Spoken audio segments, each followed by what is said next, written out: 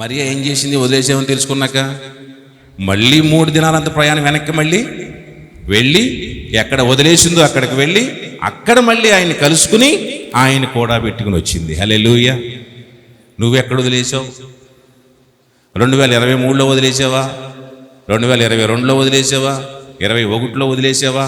ఒకసారి చూసుకుని మళ్ళీ ఎక్కడికి వెళ్ళిపోవాలి? ఇప్పుడు నువ్వు ఎక్కడ వదిలేసావో అక్కడికి వెళ్ళిపోయి మళ్ళీ పట్టుకోవేసావు. పలానా దినాల నుండి నేను నిన్ను మర్చిపోయానయ్యా, నీకు దూరం అయ్యానయ్యా, నేను విడిచిపెట్టేసి ప్రయాణం చేస్తున్నానయ్యా అని చెప్పి మళ్ళీ ఆయన కనుగొని ఆయనతో మళ్ళీ ప్రయాణం కొనసాగిస్తే కనుక నీవు మరలా దేవుణ్ణి అంట ఏమనంటే అతన్ని ఆశ్రయించినంత కాలము దేవుణ్ణి అతన్ని వర్ధిల్ల చేసాను. ఒకసారి మీరు కూడా పరిశీలన చేసుకోండి. ఎక్కడ దేవుణ్ణి వదిలిపెట్టారు? ఒకప్పుడు దేవుని పట్టుకున్న విధానం వేరు నువ్వు, ఒకప్పుడు దేవుణ్ణి ఆరాధించిన విధానం వేరు నువ్వు, ఒకప్పుడు దేవుడి కొరకు నువ్వు చెప్పిన సాక్ష్యం వేరు, ఒకప్పుడు దేవుడి మీద ప్రతి విషయంలో దేవుడిని ఆశ్రయించిన విధానం వేరు. ఒకప్పుడు ఎలా ఉన్నామంటే దేవుడు అంటే పిచ్చిగా ఉన్నాం, దేవుడు అంటే ప్యాషన్గా ఉన్నాం. ఈరోజు ఒకప్పుడు దేవుని సంఘము దేవుడి సన్నిధి అంటే ఒక ప్యాషన్, నీకు అది పిచ్చి. నీకు అంత పిచ్చిగా ఉండేవాడు, అంత పిచ్చిగా ఉండేదా నువ్వు? ఈరోజు ఎక్కడ వదిలిపెట్టేశావు? ఏమైపోయింది ఆ ప్యాషన్? ఇది దేవుడు అంటే ఉన్న ఆ పిచ్చి ఏమైపోయింది?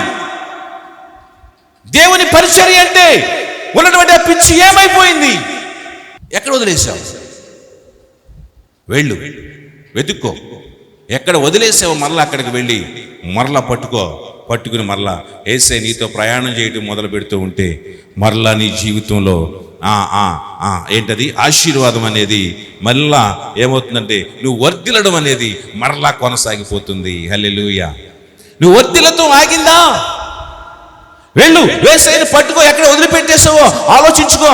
లాస్ట్ మంత్ ఇంకో 2 నెలల క్రితం, 4 నెలల క్రితం, 5 నెలల క్రితం, సంవత్సరం క్రితం వెళ్ళి ఆ ప్లేస్కి వెళ్ళి ఆయన పట్టుకుని మళ్ళీ చేత్తో నీ చెయ్యి ఆయనకి అప్పగించి ఆయనతో ప్రయాణం మొదలుపెట్టు.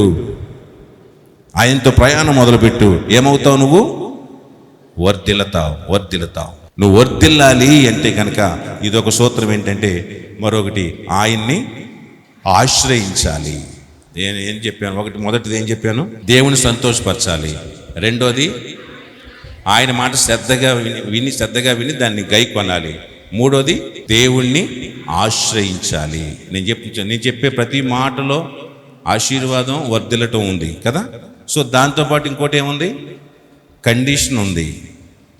కండిషన్ ఖచ్చితంగా అది అప్లై చేస్తేనే, ఆ కండిషన్ అప్లై చేస్తేనే నీకు అది వర్కౌట్ అవుతుంది, లేకపోతే అది వర్కౌట్ అవ్వదు, పని అవ్వదు నీకు నీ జీవితంలో.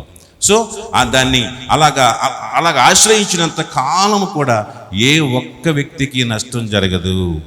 మన జీవితాల్లో ఎక్కడన్నా నష్టం జరుగుతుంది అంటే కనుక ఎక్కడో దేవుణ్ణి ఆశ్రయించడం మానేసావు, మనుషులను ఆశ్రయిస్తూ ఉన్నావు, లేక నీ జ్ఞానాన్ని ఆశ్రయిస్తూ ఉన్నావు, నీ తెలివిని ఆశ్రయిస్తూ ఉన్నావు, నీ బలాన్ని ఆశ్రయిస్తూ ఉన్నావు, నీ బలాన్ని నమ్ముకుంటున్నావు, నీ తెలివిని నమ్ముకుంటున్నావు, నీ జ్ఞానాన్ని నమ్ముకుంటున్నావు, నీ చుట్టూ ఉన్నవారిని నమ్ముకుంటున్నావు.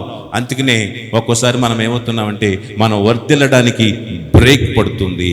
పర్లేదు, బ్రేక్ పడిన నష్టమేం లేదు, దాని గురించి పెద్ద చింతించకండి. సో మనం చేయవలసింది ఏంటంటే ఎక్కడ వదిలేసావో అక్కడికి వెళ్ళిపోయి మరలా ఆయన పట్టుకుని వచ్చేయండి, అంతే. ఓకేనా? తర్వాత మనం ప్రతిరోజు కొన్ని విషయాలు నేను చెప్తాను దీంట్లో. పరిశుద్ధాత్మతో అనుక్షణం నడిపించబడేటట్లు దేవుణ్ణి అడగాలి మనం. మీరు రాసుకుంటే రాసుకోవచ్చు. పరిశుద్ధాత్మతో అనుక్షణము నడిపించబడేటట్లు దేవుణ్ణి అడగాలంట. చూడండి, యోహాను సువార్త 16వ అధ్యాయం 13వ వచనం. తర్వాత ఇంకొకళ్ళు 1 కొరింథీ 2:9 కూడా ఉంచాను. అయితే ఆయన అనగా సత్య స్వరూపి అయిన ఆత్మ వచ్చినప్పుడు మిమ్మల్ని సర్వ సత్యంలోనికి నడిపించును. ఆయన తనంతటి తానే ఏమీ బోధింపగా వేటిని వినినో వాటిని బోధించి సంభవింపబోవు సంగతులను చాలు. అయితే అంటున్నాడు కదా, ఆయన సత్యస్వరూపి అయిన ఆత్మ వచ్చినప్పుడు మిమ్మల్ని సర్వసత్యంలోనికి నడిపించును. Praise the Lord. ఇప్పుడు నేనేం చెప్పానంటే మీకు పరిశుద్ధాత్మతో అనుక్షణమును నడిపించబడేటట్లు కోరుకోవాలి. అడగాలి దేవుణ్ణి. ఏమడగాలి? పరిశుద్ధాత్మను అడగాలి. ఏమనంటే, నీవు నన్ను నడిపించు నాయనా అని అడిగితే పరిశుద్ధాత్ముడు నిన్ను నడిపిస్తాడు. పరిశుద్ధాత్ముడు నిన్ను నడిపించడం వల్ల నీకు కలిగే లాభం ఏంటి చెప్పనా? నీవు సర్వసత్యంలోనికి నడుస్తావు. నువ్వు హల్లెలూయా. నువ్వు ఎక్కడుంటావంటే సత్యములో నీవు ఉంటావు, నిజంలో ఉంటావు, అబద్ధంలో కాదు. నువ్వు అబద్ధంలో బతకవు, నువ్వు నిజంలో బ్రతుకుతావు. ఏది మనకి సంతోషము, ఏది మనకి దీవెనంటే చాలా మంది అబద్ధంలో బతికేస్తున్నారు. అబద్ధంలో బతకడం అంటే ఏంటి చెప్పనా? సంతోషం లేకపోయినా సంతోషంగా ఉన్నట్టు బతికేస్తున్నాం. మన దగ్గర ఏమీ లేకపోయినా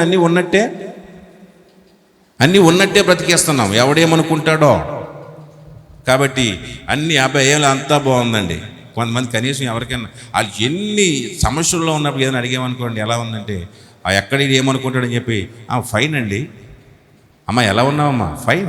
నోటి మీదే ఫైన్, హృదయంలో ఫైన్ లేదు. ఎలా ఉన్నారండి? చాలా బాగుందండి. మీ అమ్మ అంతా బాగుంది. దానికేమో సూపర్ అండి, బాగుందండి. ఉత్తిదే లోపలంతా పుచ్చిపోయింది. అది అబద్ధం. అబద్ధంలో బ్రతికేస్తున్నాం. మనలో ఆనందం లేదు, హృదయంలో సంతోషం లేదు, ఆర్థిక పరిస్థితులు బాగోలేదు. అయినప్పటికీ ఎవరన్నా ఏదైనా అడిగితే మనం ఏదంటే అంతా బాగుందండి అంటాం. అది అబద్ధం. అంటే అబద్ధంలో బ్రతుకుతున్నాం, నిజంలో బ్రతకట్లేదు. కానీ దేవుని ఆత్మ నడిపింపు నువ్వు కోరుకుని దేవుని ఆత్మ నడిపింపులో నడిపించబడితే కనుక నువ్వు నిజంలో బ్రతుకుతావు. హల్లెలూయా. ఆ నిజం ఏంటంటే నువ్వు నిజంగా క్షేమంగా ఉంటావు. ఆ నిజం ఏంటంటే నువ్వు ఆశీర్వదించబడతావు. ఆ నిజం ఏంటంటే నువ్వు దీవెనకరమైన పరిస్థితుల్లో ఉంటావు. కాబట్టి మనం ఎప్పుడు కూడా సర్వసత్యములో నడవాలి. ఎవరు దీవించబడతారు? సర్వసత్యంలో ఉన్నవాడే దీవించబడతాడు. సో ఇప్పుడు నువ్వు సర్వసత్యంలోకి వెళ్ళాలి. మనం ఎందుకు దీవించబట్టలేదంటే నువ్వు సత్యములో లేవు, నువ్వు అసత్యములో ఉన్నావు. నువ్వెందుకు దీవించబట్టలేదంటే సత్యాన్ని వదిలేసావు, అసత్యాన్ని పట్టుకున్నావు. అంటే నిజమైన దాన్ని వదిలేసావు, అబద్ధమైన దాన్ని పట్టుకున్నావు. ఎవరు నిజం, ఎవరు అబద్ధం? దేవుడు నిజం, లోకం అబద్ధం. దేవుడు నిజం, లోకం అబద్ధం. లోకం మనల్ని మోసం చేస్తుంది, లోకం మనల్ని నమ్మిస్తుంది, లేని దాన్ని చూపిస్తుంది, లోకంలో ఆనందం ఉన్నట్లుగా మనల్ని చూపిస్తుంది, లోకంలో సంతోషం ఉన్నట్లుగా చూపిస్తుంది, అంతే లోకమే అన్నట్లుగా చూపిస్తుంది. అది అబద్ధం. సత్యం ఉన్నది ఉన్నట్లుగా దేవుడు మనకు చెప్తాడు, ఉన్నది ఉన్నట్లుగా మనకు చూపిస్తాడు. మన సత్యంలోనికి మనం నడిపిస్తాడు. సత్యం ఎవరంటే దేవుడు. నేనే మార్గం, నేనే సత్యం అన్నాడు. కాబట్టి సత్యం ఎవరంటే దేవుడు, అసత్యం ఏదంటే లోకం. సో ఇప్పుడు నువ్వు ఎక్కడ ఉంటే బాగుపడతావంటే సత్యంలో ఉంటే బాగుపడతావు. ఆ సత్యంలోకి నువ్వు వెళ్ళాలంటే ఆ సత్యంలోకి నేను ఏది తీసుకెళ్తుందంటే పరిశుద్ధాత్మ నిన్ను తీసుకెళ్తుంది సత్యములోకి. పరిశుద్ధాత్మ దేవుడు నిన్ను దేవుని దగ్గరికి నడిపిస్తాడు. కాబట్టి పరిశుద్ధాత్మ నిన్ను సర్వసత్యంలోకి నడిపిస్తుంది. అప్పుడు నువ్వు దీవించబడతావు. కాబట్టి నువ్వు ఇప్పుడు ప్రతిరోజు ఏం కోరుకోవాలి? పరిశుద్ధాత్మ దేవుడా, నేను నువ్వు చెప్పినట్లు నడుచుకోవాలి నాయన అని చెప్పి పరిశుద్ధాత్మ నడిపింపును కోరుకోవాలి ప్రతిరోజు మనం. అదొకటి రాసుకోండి. అలాగే 1 కొరింథీ 2:9 ఇందుని గూర్చి దేవుడు తను ప్రేమించే వారి కొరకు ఏవి సిద్ధపరిచెనో అవి కంటికి కనబడలేదు, చెవికి వినబడలేదు, మనుష్య హృదయమునకు గోచరము కాలేదు అని వ్రాయబడి ఉన్నది. మనకైతే దేవుడు వాటిని తన ఆత్మ వలన బయలుపరిచి ఉన్నాడు. చాలు. ఇక్కడ అంటున్నాడు కదా, ఇందును గూర్చి దేవుడు తన్ను ప్రేమించు వారి కొరకు ఏవి సిద్ధపరిచినో అవి కంటికి కనపడలేదు.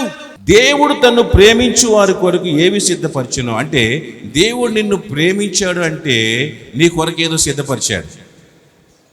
దేవుడు నిన్ను ప్రేమిస్తున్నాడు అని నమ్ముతున్నావా? దేవుడు నిన్ను ప్రేమిస్తే కనుక ముందు చెప్పాను ఏదని, దేవుడు నువ్వు సంతోషపెడితే నువ్వు వర్ధిల్తావని చెప్పాను కదా, దేవుడు మాట ఇంటి నువ్వు వర్ధిల్తావని చెప్పాను కదా. సో ఇప్పుడు దేవుడు అంట ఎవరైతే దేవుడు ప్రేమిస్తున్నాడో వారి కొరకు దాచిపెడతాడంట. ఏదో దాచాడు, మొత్తానికి దాచిపెడతాడు. ఆ దాచిపెట్టి నువ్వు కంటికి కనపడలేదంట, చెవికి వినపడలేదంట. దేవుడైతే దాచాడు నీకోసం ఏదో, కానీ ఆ దాచింది నీకు కనపడలేదు, దాచింది నీకు తెలియట్లేదు. ఇప్పుడు ఎలా? పిల్లలకి దాచిపెడుతుంది అమ్మ. అన్ని చక్కగా ఉండి స్కూల్కి వెళ్ళేసరికి వీడు బాగా మహా కష్టపడిపోయాడని అలసిపోయాడని చెప్పి పాపం అన్నీ దాచిపెడుతుంది, ఇంట్లో దాచిపెడుతుంది. ఒక్కోసారి మనకి ఎక్కడ ఉన్నాయో కనపడతాయా? చిన్నప్పుడు నా దెబ్బకి పంచదార డబ్బాలు దాచుకుని ఒకరు దొరికేది కదా వాళ్ళు. మళ్ళీ నాకు ఎంత ప్రయత్నం చేసినా దొరికేది కదా, నాకు తల్ల కిందలు అయిపోయేవాడు. ఏమీ లేకపోతే పంచదార మాకు బతుకులకి, మీ బతుకులకేమో ఏంటయ్యి స్వీట్లు కాదు, సిల్కీ. ఏంటది సిల్కీ అనా?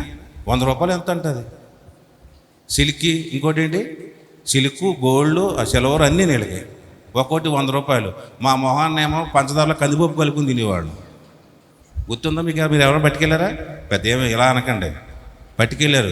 కందిపప్పు పొట్టలు పేపర్లో పోసుకుని కందిపప్పులు పంచదార వేసుకుని పొట్టలో జోలికి వెళ్ళిపోయేవాడు. ఏమి ఇచ్చేవారు కదా మాకు అప్పుడు. వీళ్ళకి ఏమో సిల్కీలు బొలికీలు ఎత్తుంటే ఎలా ఉన్నారంటే అలా ఉన్నారు. ఇంకా చెప్పనా, నవ్వుకుంటారు మీరు. పచ్చడి మొక్కలు కడుక్కుని పట్టుకెళ్ళిపోయారా? అబద్ధాలు వద్దు. పచ్చడి మొక్కలు కడుక్కుని పట్టుకెళ్ళిపోయిన వాళ్ళు కూడా ఉన్నారా లేరా? మా అబద్ధం లేకుండా చెప్పండి. అదిగో ఉన్నారు. చింతపండు. మా బతుకులన్నీ ఇయ్యారా? మా బతుకులు ఇయ్యారా? మీ బతుకులతో పోల్చుకుంటే మా బతుకులు అసలు ఏంటో తెలుసా? ఎందుకు పనికిరా.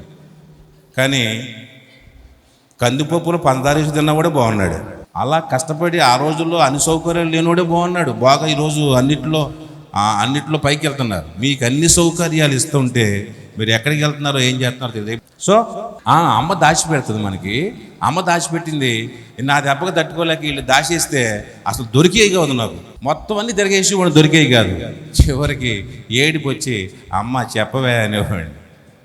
మళ్ళీ మా అమ్మ చెప్తే కానీ దొరికేది కాదు నాకు అది. సో నా కోసం దాచిందా లేదా? దాచింది. నా కోసం ఉన్నది, కానీ నాకు కనపడట్లేదు. అది కనపడాలంటే మరలా మా అమ్మే నాకు చెప్పాలి.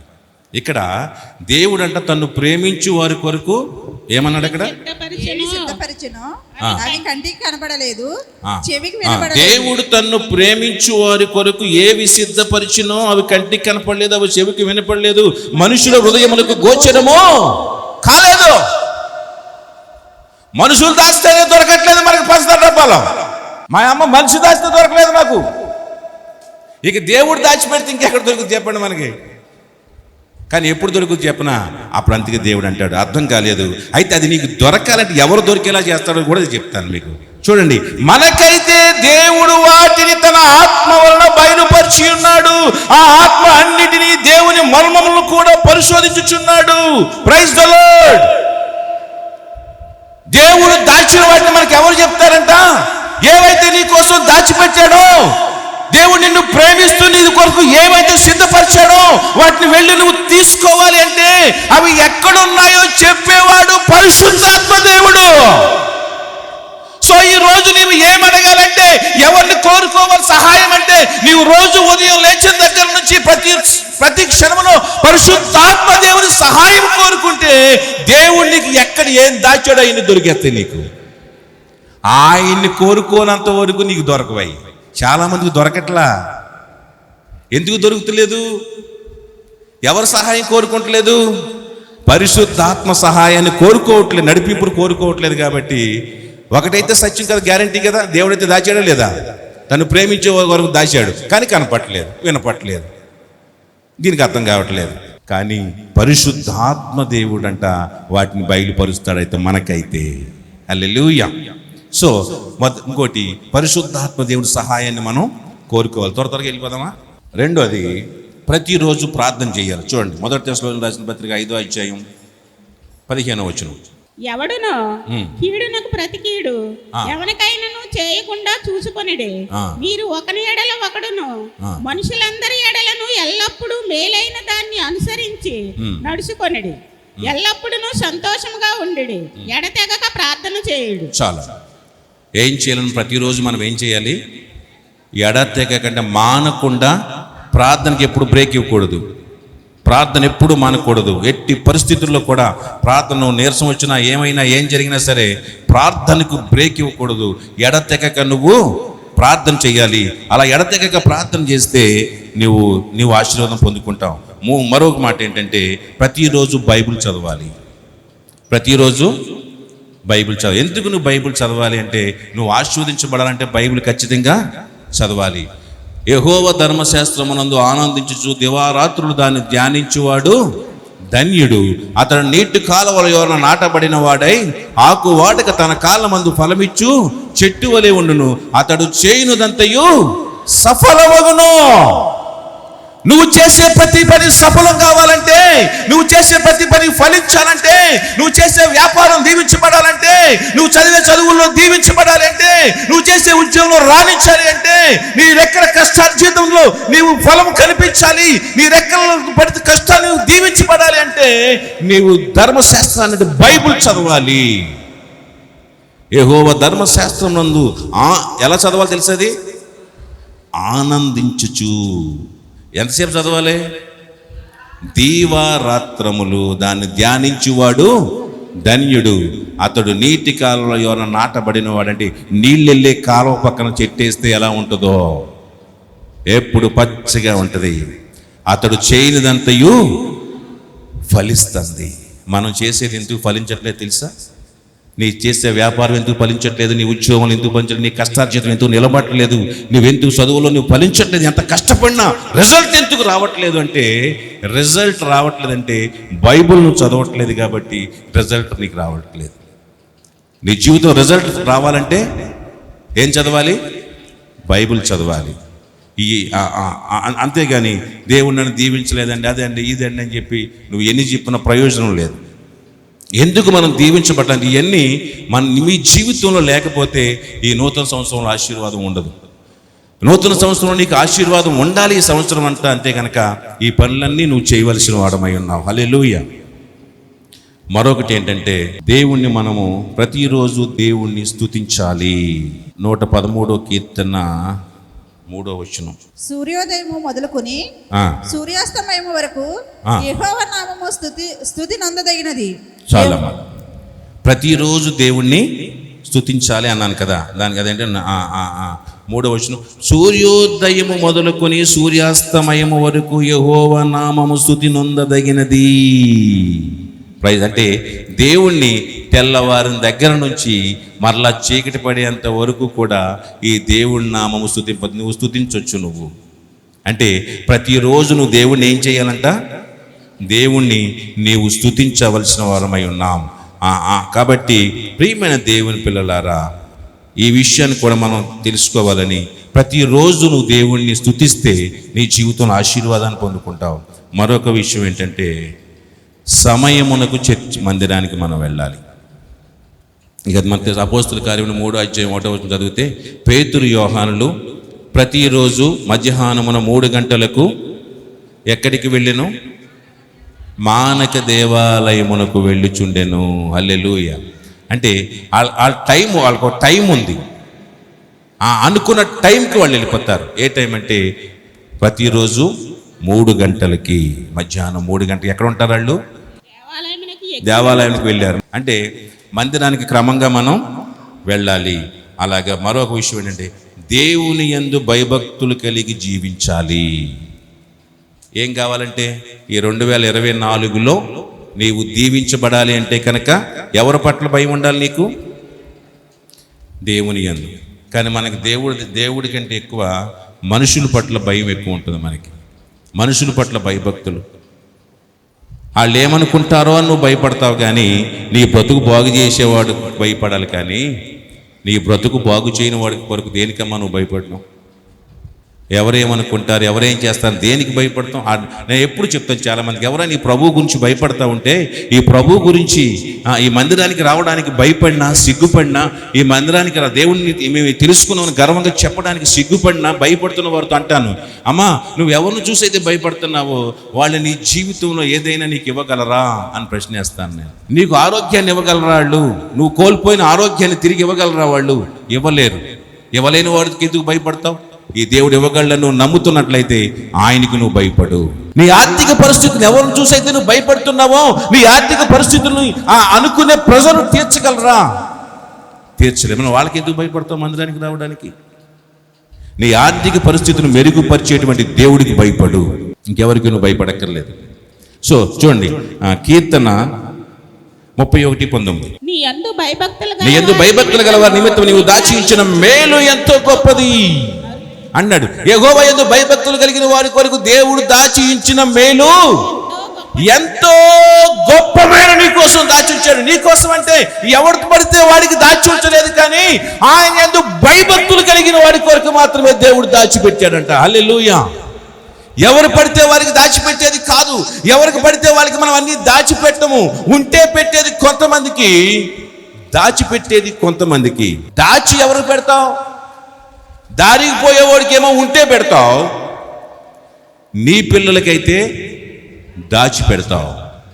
సో దేవుడు పిల్లలు కనుక నువ్వు అయినట్లయితే, ఎవరు దేవుడి పిల్లలంటే ఆయనకి ఎవరైతే భయపడుతూ ఉన్నారో, ఆయన భయభక్తులు కలిగి ఉన్నారో వాళ్ళు దేవుని పిల్లలు అవుతారు. వాళ్ళ కోసం దేవుడు ఏం పెడతాడంట? దాచి పెడతాడు.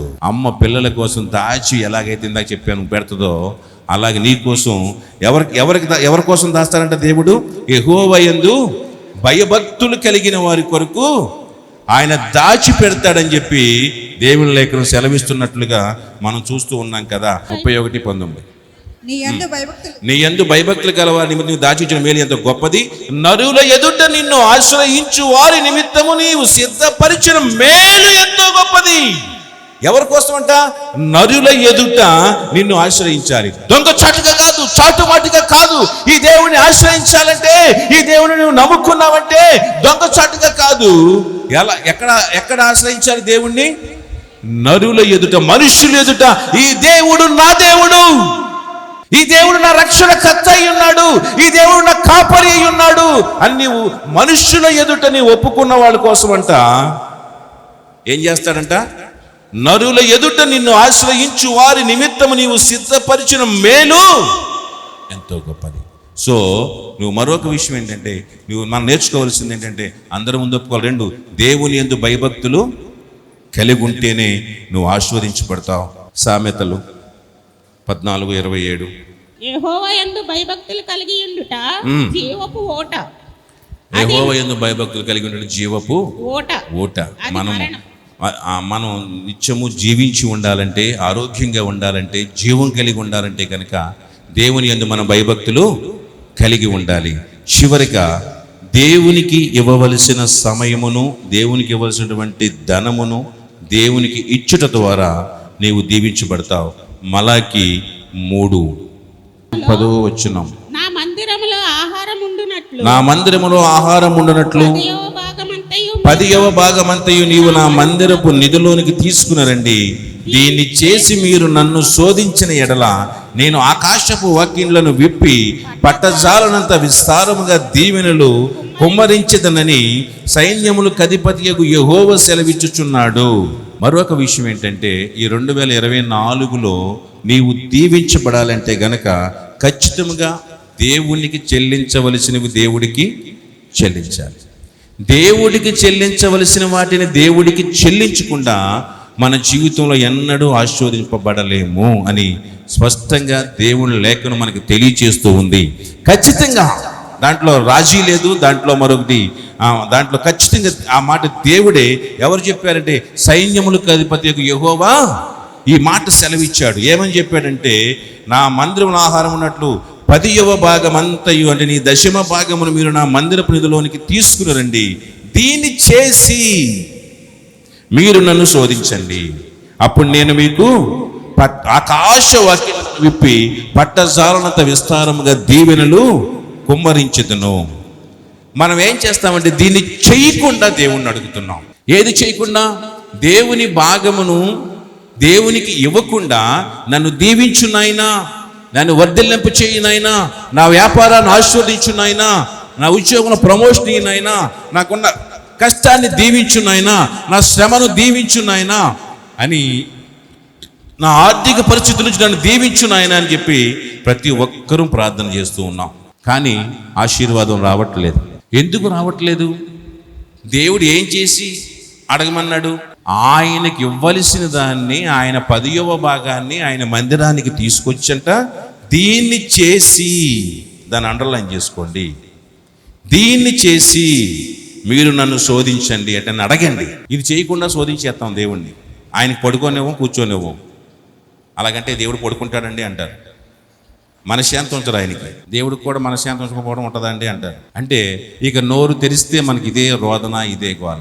ఏది పడితే అది చెయ్యి నాయన, ఇది ఇవ్వు నాయన, అది మా పిల్లలకి ఇది నాయన, మాకు అది నాయన, అది ఎన్ని అడుగుతావో అంతూ పొద్దు ఉండదు. కానీ ఎన్ని అడిగినా మన జీవితంలో జరగట్లేదంటే కారణం ఏంటంటే దేవుడు ఇచ్చినటువంటి ఆజ్ఞ ఏంటంటే ఆయన భాగాన్ని ఆయనకి మనం ఇవ్వట్లేదు. కాబట్టి మనం దీవించబట్టలేదు అంటున్నాడు. దీన్ని చేసి మీరు నన్ను శోధించిన నేను ఆకాశవాణి నింపి పట్టణం విస్తారమైన దీవెనలు కుమ్మరించిన సైన్యములకు అధిపతి యెహోవా సెలవిచ్చుచున్నాడు. అలా చేస్తేనంటే అప్పుడు దేవుడు ఎలా దీవిస్తాడు చెప్పనా? మీ పంటను తినివేయు పురుగులను నేను గద్దిస్తాను. అంటే నీవు వేసిన పంట అది ఏదైనా సరే, పంట అంటే కేవలం మన ధనం. పంట అంటే మనకు వచ్చే ఇన్కమ్, మన ఆదాయం. మన ఆదాయాన్ని ఏయో తినేస్తూ ఉన్నాయి. ఏవి తినేస్తున్నాయి? మన ఆదాయాన్ని వడ్డీలు తినేస్తున్నాయి, మన ఆదాయాన్ని అనారోగ్యం తినేస్తుంది. మన ఆదాయం అంతా ఎక్కడికి వచ్చి అయిపోతుంది? హాస్పిటల్కి అయిపోతుంది. మన ఆదాయం అంతా ఇంకెక్కడైపోతుంది? మన పిల్లల ఫీజులకి. మన పిల్లలు బాగా చదివి ఫ్రీ సీట్లు వచ్చినాయి అనుకోండి, ఇప్పుడు మన ఆదాయం అంతా ఎక్కడ ఉంటుంది? ఇప్పుడు మన ఇంట్లోనే ఉంటుంది. లేకపోతే మన ఆదాయాన్ని ఎవడో తినేస్తాడు, కాలేజీ వాడు తినేస్తాడు. సో మనం అవి తినేయకూడదంటే, అంటే మన ఆదాయాన్ని తినేసేవి ఏవైతే ఉన్నాయో వాటిని దేవుడంట గద్దిస్తాడంట. వాటిని ఆదాయాన్ని ముట్టొద్దు, అవి ఖర్చు అవ్వకూడదని దేవుడు గద్దిస్తాడంట. అప్పుడేమవుతుందంటే ఏదైతే నీ ఆదాయాన్ని తినేస్తున్నాయో వాటిని తినకుండా దేవుడు గద్దిస్తానని చెప్పి మీ పంటను తినివేయు పురుగులను నేను గద్దిస్తాను. మన పంట అంటే ఏంటంటే మన ఆదాయం. సో అవి మీ భూమి పంటను నాశనము దేవుడి గద్దిస్తే అవి మనల్ని, మన పంటను, మన ఆదాయాన్ని అవి నాశనం చేయలేవు. మీ ద్రాక్ష చెట్లు అకాల ఫలములను రాల్పకుండునని సైన్యములకు అధిపతి యెహోవా సెలవిచ్చుచున్నాడు. హల్లెలూయా. ఇంకా ఏం చెప్తున్నాడంట? మీ పంట సగంలోనే ఆగిపోదు. కొంతమందికి అనుకుంటాం ఈ నెల మనకి మంచి బాగుందో 40,000 వస్తాయి, 50 వస్తాయి అనుకుంటాం. సకానికి పడిపోతే 20,000కి వచ్చేస్తుంది. అది సకానికి పడిపోతుంది. ఎందుకని? అవి అలా పడిపోకుండా ఉండాలని అంటే దేవుడు అంట అకాల ఫలములను రాల్పకుండా సైన్యులకు అధిపతి యెహోవా సెలవిచ్చుచున్నాడు. Praise the Lord. Hallelujah. So ఇవన్నీ ఈరోజు మీకు ఆశీర్వాదం. ఈ 2024లో మీ జీవితాలు, మీ కుటుంబాలు, అన్ని విషయాల్లో, మీ పిల్లలు, మీరు చేసే, మీ యజమానులు చేసే ఉద్యోగం కానీ, వ్యాపారం కానీ, మీ చేతి పనులు కానీ, మరొకటి కానీ, లేకపోతే ఇంకా నీ జీవితాల్లో ఆశీర్వాదం. నేను చెప్పాను కదా, మొదటి మాట నేను చెప్పాను, చాలామంది మనం దీవిస్తారు, wish you happy new year. కానీ ఆ హ్యాపీని ఇచ్చేవాడు ఎవడు? చెప్పినోడు ఎవడో హ్యాపీ మనకి హ్యాపీ న్యూ ఇయర్ చెప్పినోడు ఎవడో మనకి హ్యాపీ ఇవ్వలేడు. కానీ దాన్ని ఇచ్చేవాడు ఎవడు? దేవుడు. ఆయన ఇవ్వాలి మనకి ఆ హ్యాపీని, ఆ సంతోషాన్ని. నీవు అభివృద్ధి పొందునుగాక, ప్రాస్పరస్ న్యూ ఇయర్ అని పెట్టేటువంటి ఆ టైటిల్స్ పెట్టి మెసేజ్లు పెట్టేవాడు ఎవడి వల్ల మనకి ప్రాస్పరస్ రాదు, ఆశీర్వాదం రాదు, సౌఖ్యం రాదు. ఎవరి వల్ల వస్తుందండి? అది దేవుడి వల్ల వస్తుంది. ఆ రెండు దేవుడి వల్ల వస్తాయి. అయితే ఏం చేస్తే వస్తాయి కూడా నేను చెప్పాను. మొదటిది ఏం చేయాలి? దేవుణ్ణి సంతోషపరచాలి. అమ్మ రెండులోకి వెళ్ళిపోయావు, క్రమంగా వచ్చేయండి. మొదటి సంతోషపరచాలి, 2 ఆయన మాట వినాలి, 3 ఆయన ఆశ్రయించాలి. ఆ తర్వాత చెప్పుకుంటూ వచ్చాను, పరిశుద్ధాత్మ నడిపింపు కోరుకోవాలి, సత్యంలోకి నడిపిస్తుంది. ఆ తర్వాత ప్రతిరోజు ప్రార్థన చేయాలి. ఆ తర్వాత ప్రతిరోజు బైబిలు చదవాలి. ఆ తర్వాత సమయానికి మందిరానికి రావాలి. ఆ తర్వాత దేవుని యందు భయభక్తులు కలిగి ఉండాలి. ఆ తర్వాత ఆయనకి, దేవునికి ఇవ్వవలసిన సమయమును, దేవునికి ఇవ్వవలసినటువంటి ధనమును, అది ప్రతీది కూడా చాలా సమయాన్ని మనమే తినేస్తున్నాం. దేవునికి మన ఆదాయం ఎలా తినేస్తున్నామో దేవుడికి ఇవ్వాల్సిన దాన్ని, సమయాన్ని కూడా తినేసేవాళ్ళు తయారయ్యారు ఈ మధ్యన. అంటే దేవుడికి ఇచ్చే టైం కూడా దేవుడికి ఇవ్వట్లేదు. సో అందుకనే మన జీవితాల ఆశీర్వాదం రావట్లేదు. అటువంటి కృపను దేవుడు మీ జీవితాలు అనుగ్రహించాలని, అటువంటి ఆశీర్వాదాలు మీకు ఇవ్వాలని కోరుకుంటూ, అట్టి కృపను దేవుడు మీకు అనుగ్రహించునుగాక.